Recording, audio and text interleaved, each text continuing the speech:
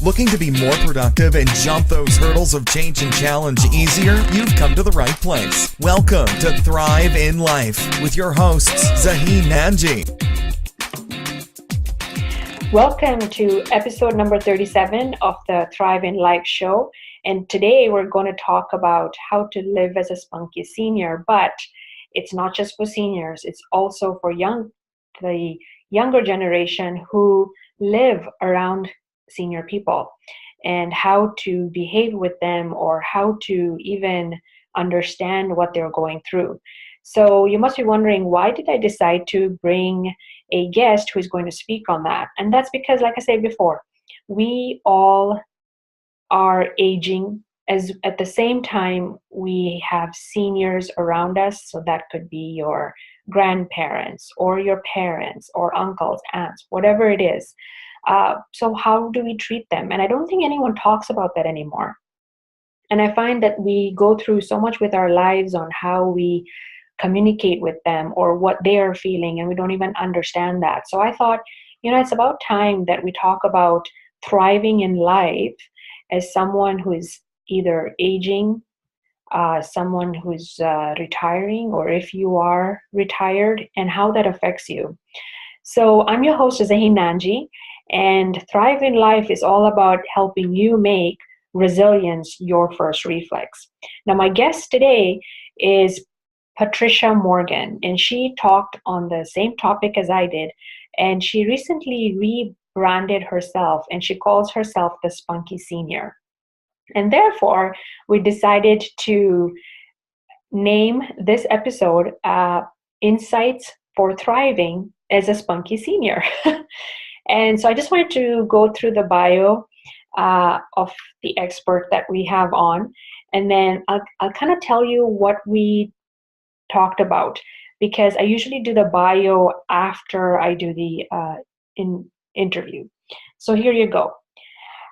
With a master's degree in clinical psychology, Patricia Morgan speaks to thousands and thousands of people each year, helping them strengthen their everyday resilience at work and at home.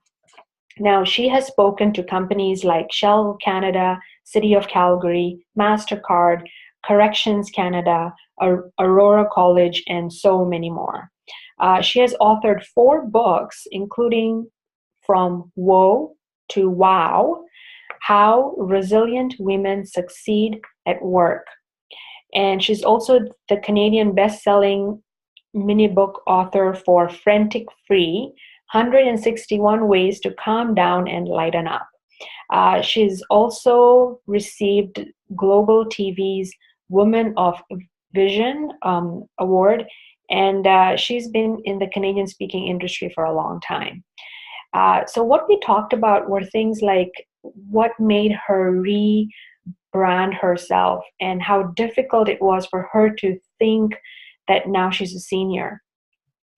She's also semi-retired, so how she's living her life that way, and what kinds of thoughts come up for her, and how she's really learned how to change her thoughts and how to make it better for her, and how to lighten up.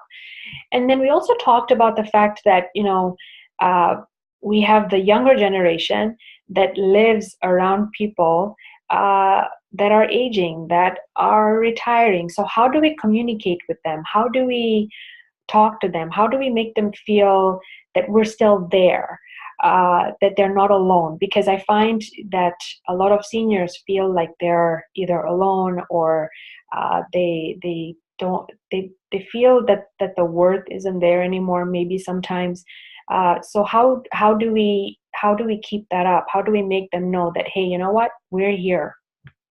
So some of the things we also talked about were how to care for your bodies, because we all know as we age, there's more aches and pains and things like that. So what do you do? She also talked about how to dump the idea of old and embrace the idea of older, and what she means by that. We also talked about having relationships with people their own age, but also younger, and how seniors can make the younger understand what is going on with them. So I honestly really had amazing time talking to Mrs. Morgan. And I learned a lot from her. And I always do. I love doing these kinds of interviews because I learn, it keeps me on my toes, and it helps others and it inspires others as well. So if you have a senior person around you, then bring them over and watch this interview together because it will really help them and help you as well. All right, so let's bring her on, shall we? All right, so Patricia, let's just get right into the first question. You call yourself a spunky senior. What does that mean to you? It was a decision. That's what it means to me. Spunky means that I have the energy to continue doing what I love, what inspires me, and what has a sense of purpose for me. I turned 65 and I didn't notice, and the same thing happened for 66, 67, 68, 69. I continued with my business, my everydayness. I kind of didn't even notice that I was having senior benefits. Then all of a sudden, people were starting to make a fuss about turning 70. So that's when I decided, all right, I'm not really noticing, other than I was getting frustrated with a few illnesses. And I also kind of found myself at a quandary for being called great grandma. My granddaughter had 2 babies. There started to be about the age of 69, quite a few messages knocking on my door that I wasn't as young as I used to be. And I really started to grapple with this whole idea of aging, the word old, the word senior, and I started hearing cliches. I continued to color my hair, and I was doing this dance between, I think, denial and reality of that part of my life. So I started hearing cliches such as age is just a number. And then I thought, well, what exactly does that mean? I'm starting to have hearing loss. Right. If it's just a number, why am I having a number of issues that have to do with health? I started having blood clots, a number of challenges that younger people don't have, such as going to funerals more often. And so I spent about a year, maybe a year and a half, grappling with what does getting older meaning to me. Right. So when our 70th, my husband and I are very close in age. On our 70th birthday, I suggested that we have a spunky senior 70th birthday party. And it was one of the goofiest events people said they ever attended. Popcorn machine, we had a candy buffet, we had lots of children, no alcohol. The cake was not a cake, it was 30 lemon meringue pies we put 7 candles in 10 of them.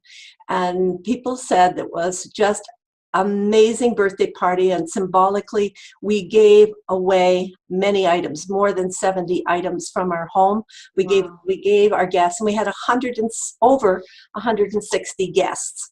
And that was my declaration that I'm getting older, and I'm going to embrace that. That's who I am now.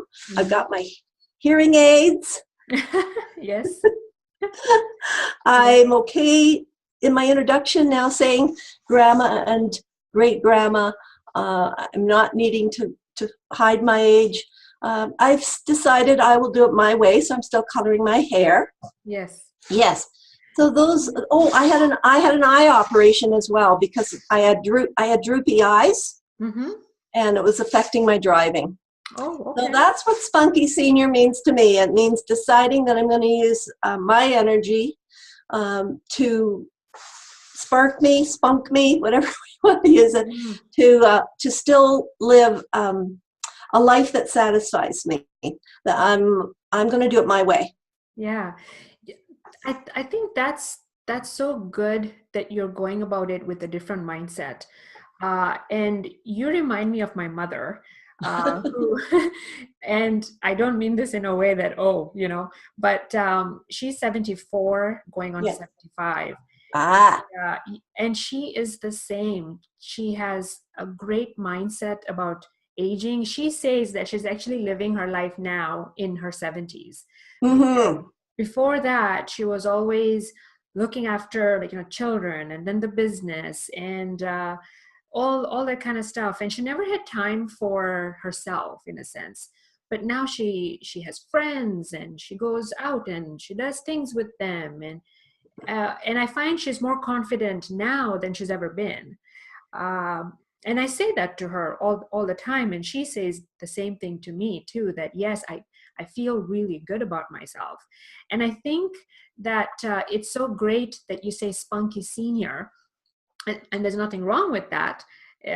It's like someone would say a spunky teenager. So it's just the age difference that you're saying, right? That's kind of, this is how I look at myself. That is that, yeah, I'm a senior, so what? But I'm still going to continue on and accept things that come along. So thank you for sharing that story about yourself.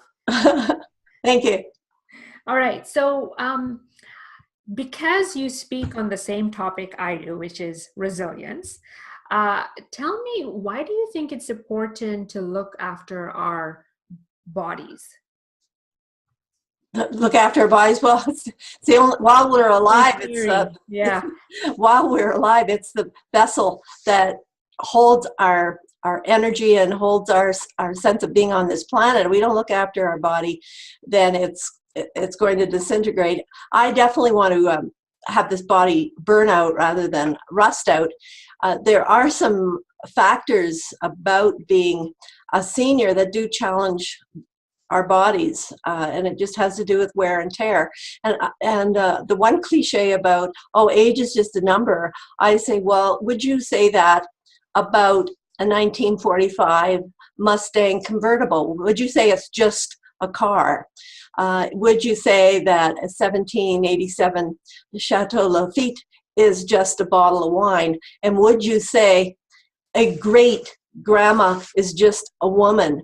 I've had many more years than other people, and of course I've found role models in 80-year-olds and 90-year-olds, and I've noticed my neighbor who's 95, she says it takes her half the day to get her body in shape to get up, and the other half of the day to get her body ready to go back to bed. So as long as she's wanting to stay here on planet Earth, she's looking more and more after her body. And I see that happening for many people that are, the older they get, the older they need to take care of this vintage vessel, because there are some factors that absolutely happen. 22% of people that are over 65, 22% of them are living in some kind of pain. And 75% of them have hearing loss. Mm-hmm. I find one statistic very interesting. Although 75% of seniors have hearing loss, only 88% of those seniors, 88% of them will not wear a hearing device. Right?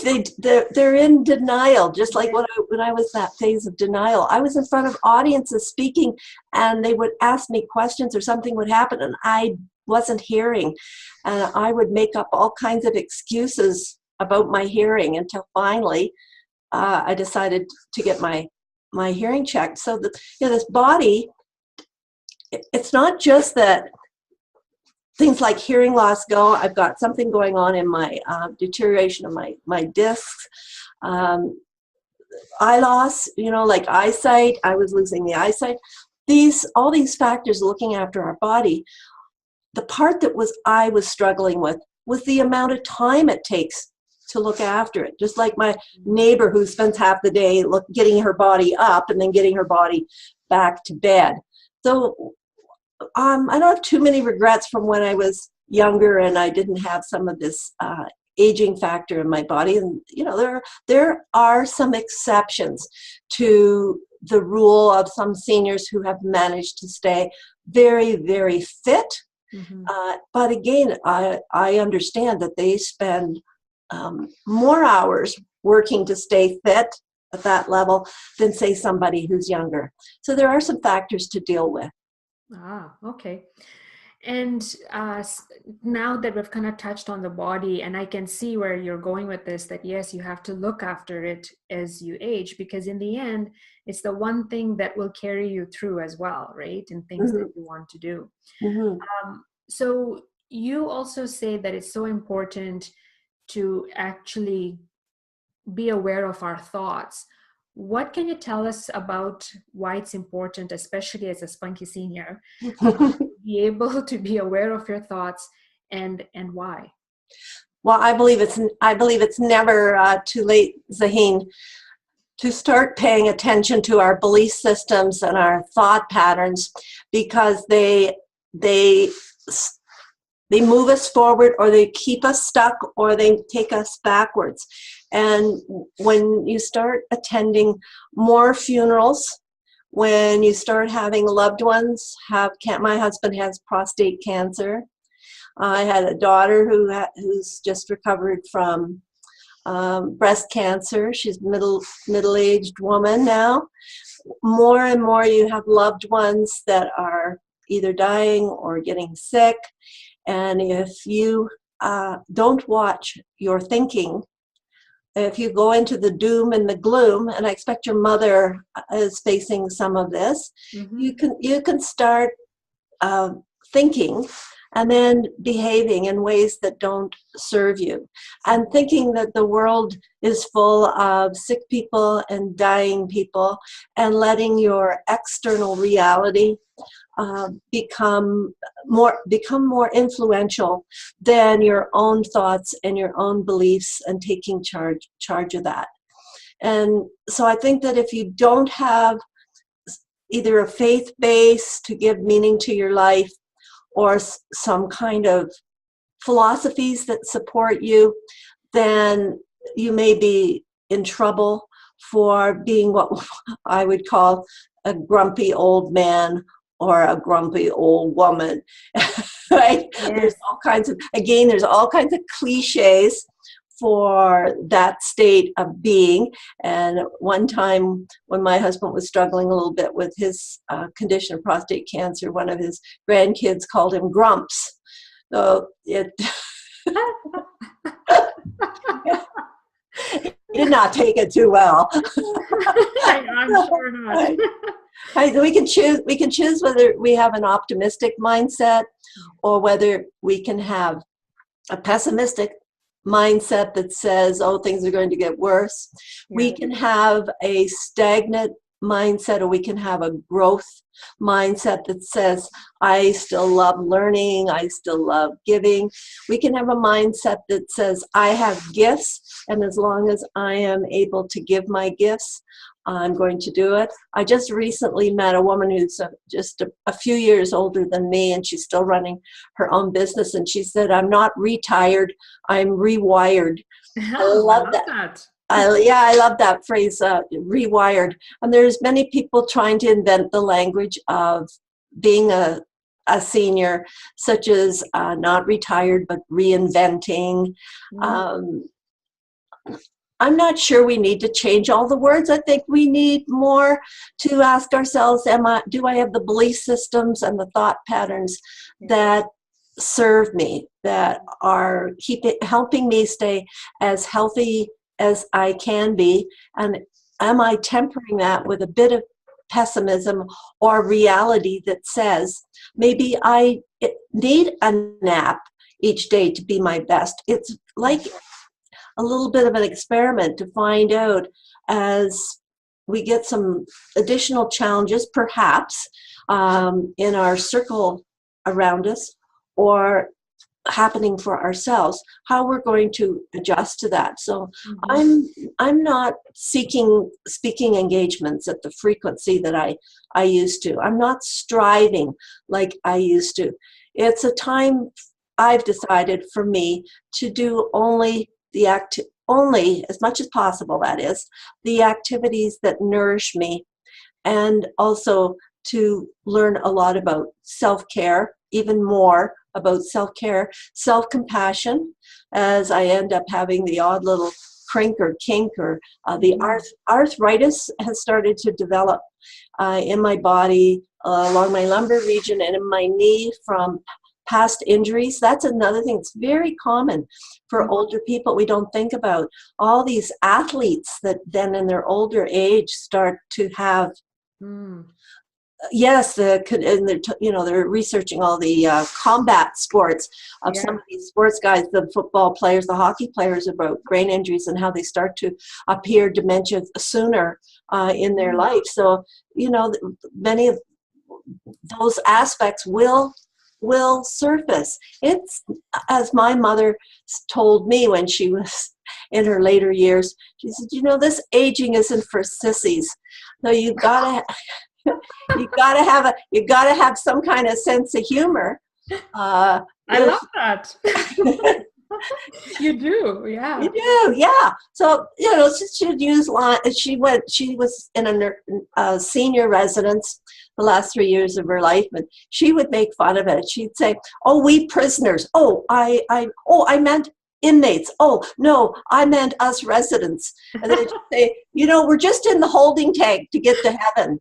And she'd make up all these lines because part of her wasn't very happy with the situation, but the humor helped her put perspective to it. So I think having a mind that's open to being playful and humorous is also a good idea.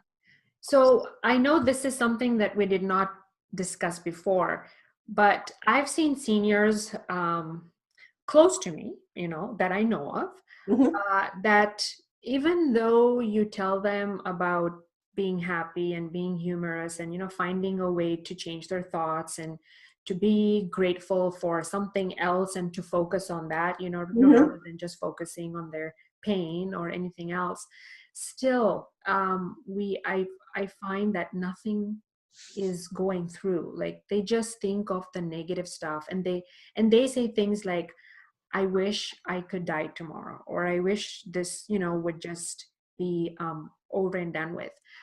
What do you tell people like that? Like, how do you make them feel that, they still have life, they still have something to give, maybe?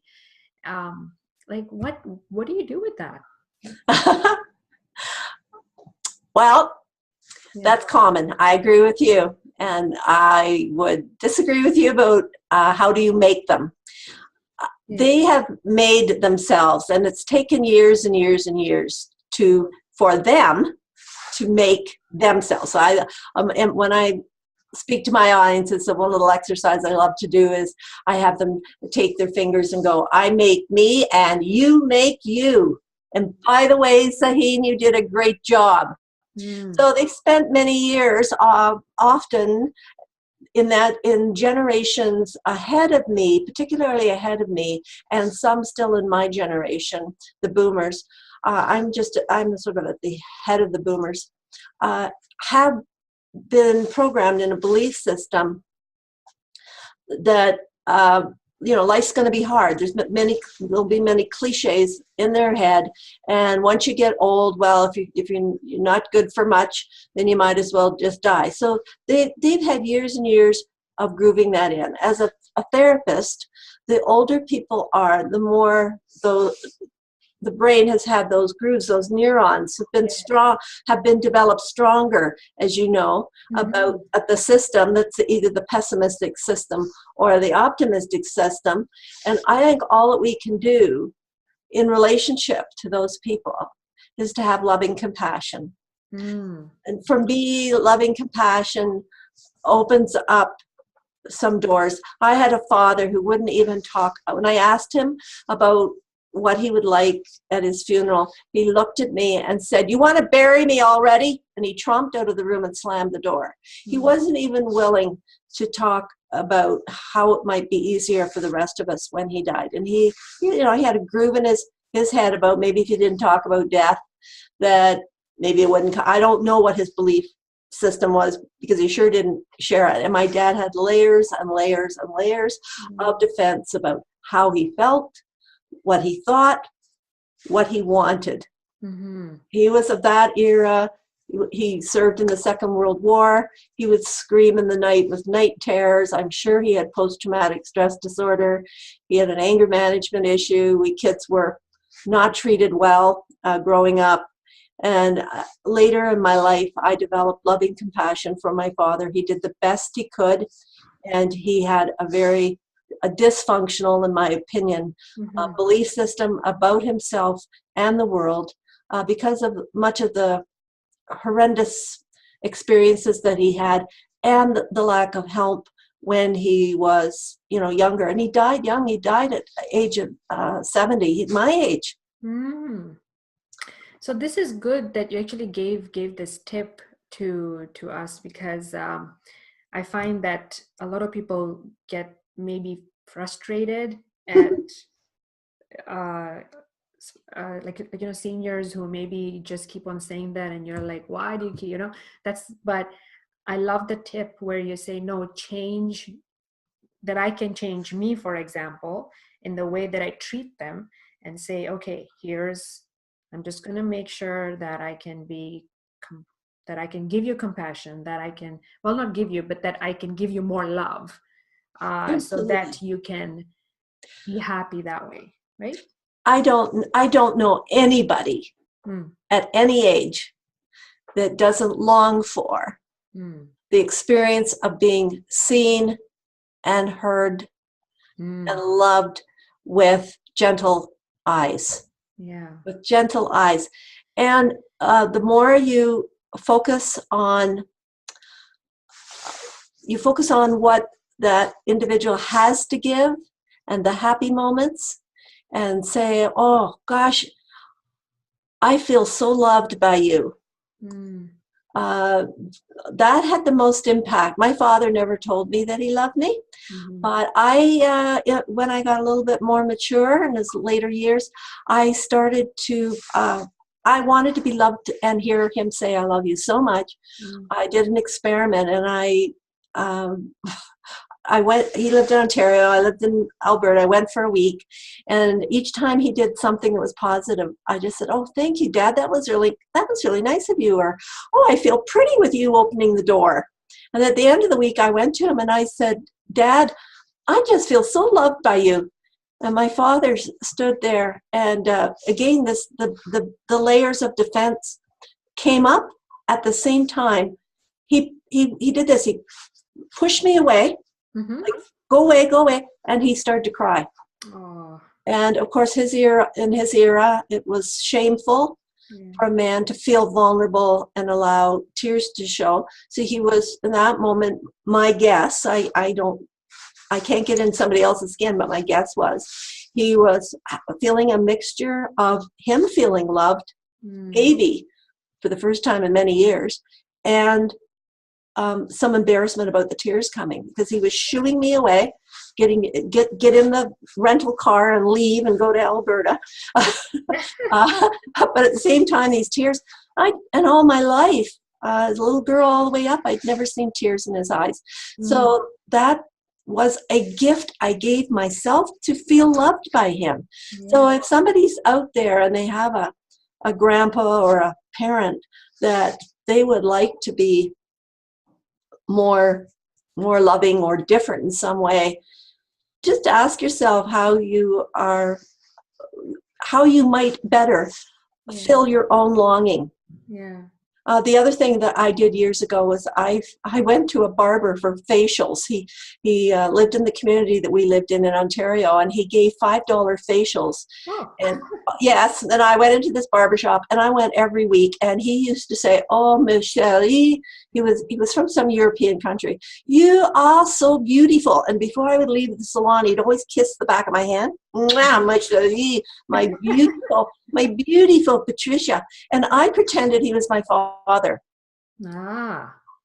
Yes. So if you're longing for something from somebody who's got layers of pain and layers of defense to keep themselves in some way emotionally safe, they're bristly, they're grumpy, they're critical, they're unhappy, they're depressed, I would say, ask yourself what is it that you're longing for, and quit going to the empty bowl for it, and go and fill it up for yourself, so that you can then turn around with that person is somebody in your family or somebody close to you, so that you can look at them with compassionate eyes. That is such great advice that you're giving us, and I'm so glad I have you on the show. I'm glad to be interviewed. This is like meaningful fun for me. So this is all I have to do now that I'm a spunky senior.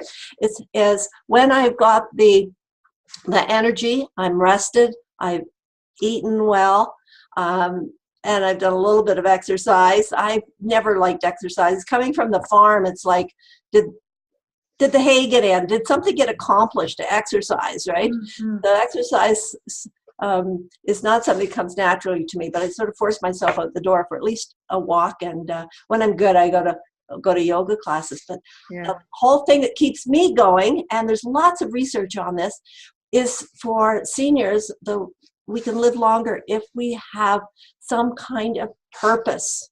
Yeah. And I think purpose is so important. Yes. And so I do a fair bit of volunteering, and I keep up a small business now of mentoring. I actually have aspiring speakers, workshop leaders, and some business people actually who come. And I did a workshop last night with 8 people learning how to blog. Nice. I know, I love blogging. Yeah. That's amazing. Well, let me see what I have. What else I have? So I think we talked about how to dump the idea of old and embrace the idea of older. But if you want to add anything to that, please go ahead. Oh, sure. Well, the part about being older, and I just don't want to embrace either end of denying getting older, because there's all these cliches, as I said, out there about, oh, it's all just a number. Oh, how old you are is just how you feel. And I think, well, what kind of drugs are they taking? like why deny this number that to me 70 represents a huge number of experiences? And then there's the people that say, oh, I'm having my 29th birthday. You're looking pretty sick for 29.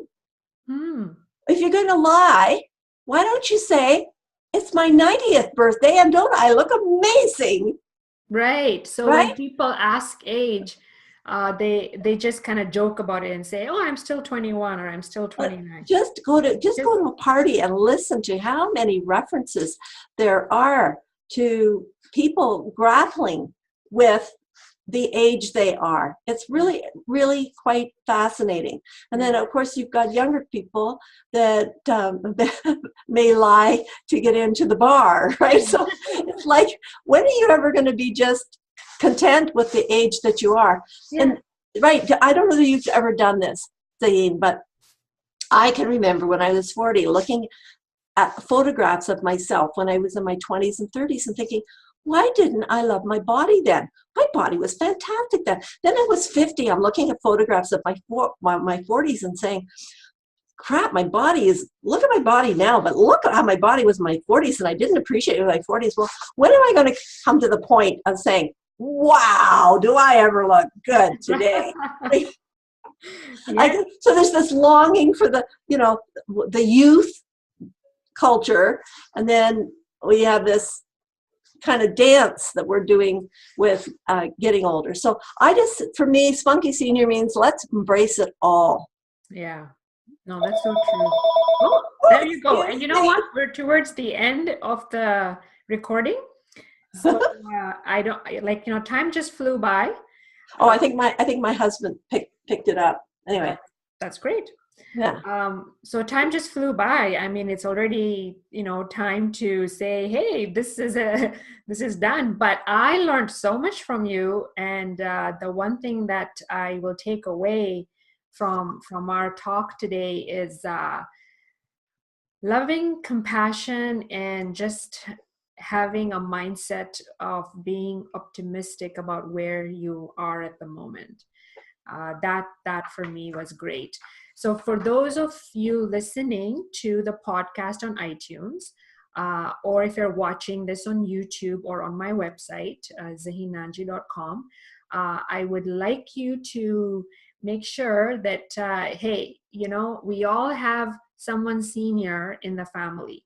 So whether it's your grandparents, whether it's your parents, whether it's your uncle and aunt, show them loving compassion, and just do something grand for them, that they feel loved and they feel that there's someone there listening to them. And now, Patricia, tell us how we can get a hold of you. I know you have a website. Yes, certainly. If you Google Patricia Morgan, Calgary, my website comes up, or the address of the website is Solutions for Resilience. Zaheen and I share a passion for supporting people in building and strengthening their resilience. So it's Solutions for Resilience. I'm on LinkedIn. I have a YouTube channel called Woe to Wow. But again, if you type in Patricia Morgan, YouTube, word resilience, or the phrase Woe to Wow. Woe to Wow is my YouTube and also my Twitter. So I'm around on the internet. I love technology. I'm so glad that my age is young enough that I got into loving and using technology. Yes, and I love how you are so passionate about even learning new things, whereas I find that maybe someone else wouldn't, want to do that, because I know there are people out there who would say, I don't want to do that right now. But no, that's great that you can do that. All right, everybody, I will have the address and her YouTube channel and all that in the show notes. But in the meantime, you can go check her out. Thank you so much, Patricia. And thank you, everyone, for either listening on the podcast or watching this on YouTube. Thank you. Bye now. Thanks so much for listening to Thrive in Life with your hosts, Zaheen Nanji. For more great content and to stay up to date, visit zahinanji.com. That's ZAHEENNANJI.com. We'll catch you on the next episode of Thrive in Life.